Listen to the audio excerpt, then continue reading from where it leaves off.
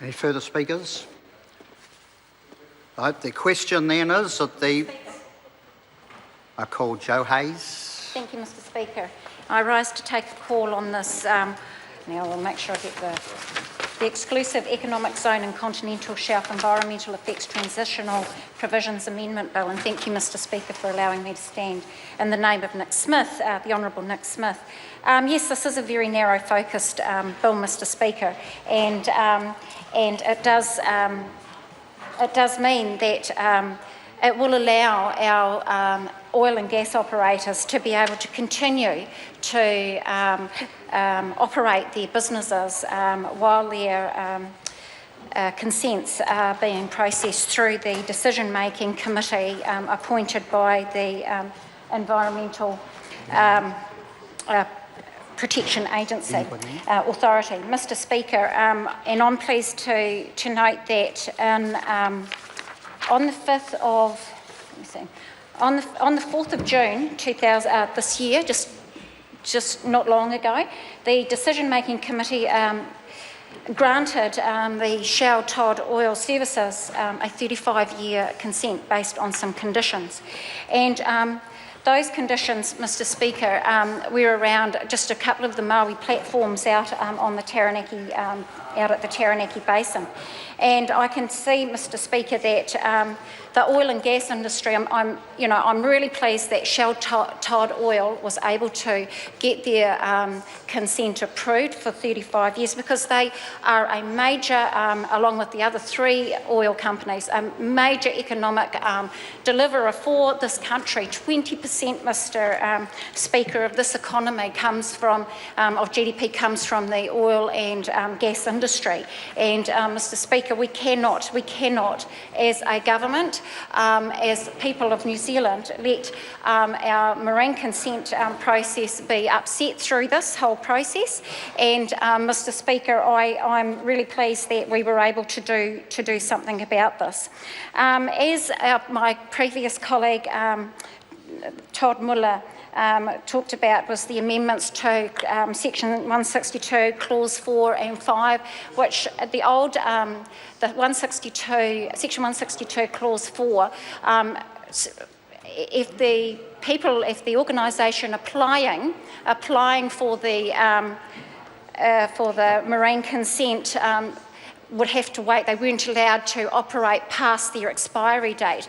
And that's really key, because we cannot have that happen. It will actually affect our economy big time, Mr. Speaker.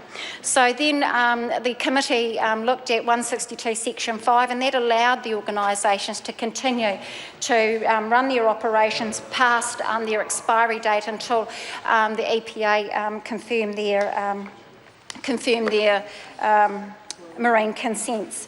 Mr. Speaker, I just want to talk a little bit about the fact that this government is a government that tackles the hard things that have gone on in our country, like environmental protection, Mr. Speaker. And we were a government that brought in the EPA. We are the government that brings in EEZ. We are a government that sets up 44 marine reserves, Mr. Speaker. 44 marine reserves, because that's right. Yes, we do care. We care a lot about this country, and I'm really ashamed that we had a Clark government for nine long years, shaky, scary years, that let all of our environment, there was no environmental protection, even though they drilled 34 wells that nobody in this country knew about. And when I hear people on the other side say rubbish, that's because they most probably didn't know that that was happening within their own government as well, Mr. Speaker. And so when we start to look at things like that, this is a government that tackles all the hard things. We've tackled environmental protection, 44 marine reserves, Mr. Speaker, 44 marine reserves. We've got these oil and gas companies, their marine consents. We've worked through all of those, and Mr. Speaker, we are very, very pleased that we were able to do that transitional tinkering within there to make sure that we protect those four major companies. Now, when I travel up to Taranaki and I look around at Taranaki, I look at the effects that these four major players have had on that region. I don't see too many people from Taranaki walking around dragging their lips thinking our economy really sucks up here, because it doesn't. It doesn't, and it's all attributed to our oil and gas companies up there in Taranaki. I also look at some of the things that's happening with iwi up there to do with that area, because the iwi are actually bought into that. They are actually part and parcel of consultation under the EPA. It's got everything to do with it. It's got absolutely everything to do with this particular clause, because it is a very narrow paper bill, Mr. Nash, and that's why. But because it's very narrow, it has wide implications for everybody, for the whole. I know I've hit a nerve. It's just amazing. But when you start to look at it, 20% of our GDP it comes in from our oil and gas businesses. We have that's about $2 billion to our GDP, and we take about $800,000 worth of taxes and royalties. And where do we put that? We put that within the health industry, to support the health industry, to support education, to support roading and our infrastructure, Mr. Speaker. That's where we put that funding. Now, what kind of business could we replace with that? We can't. We have minerals, we have various resources in this country, and we have to make sure, Mr. Speaker, that we are able to utilise those areas with all the protections in place. And that we are also doing this in an important, environmentally friendly way that the economy benefits, everybody benefits. When I look at the marine reserves, those marine reserves actually protect them from oil and gas and petroleum drilling. That's the rules around that, and that's why I'm surprised that I have people from opposition benches over at the Greens. They don't like this. They won't support it. No, I find that quite, very. It's not very good when we've got opposition benches not supporting the slight tinkering that will enable our economy to carry on and grow in the way that it is growing, Mr. Speaker.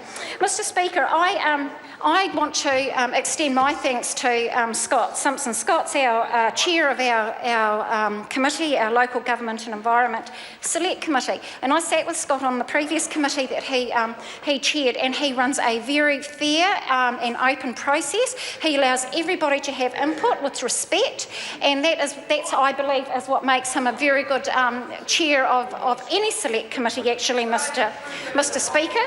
And even when we gain those 5 submissions for this bill, and the 2 that they were from groups and individuals, and 2 of those 5 submitters came along and spoke to our committee with the deepest respect, and I believe that this has been a very open process from the start of it in 2000, at the start of 2015, through to when the submissions closed on the 9th of April 2015, to here to the second reading. And Mr. Speaker, I look forward to going into having the committee of the whole process and then moving into the 3rd reading of this bill. I look forward to it. I'm proud of the work that this government continues to do for this country, because this is a government that cares for the people. We care for our economy.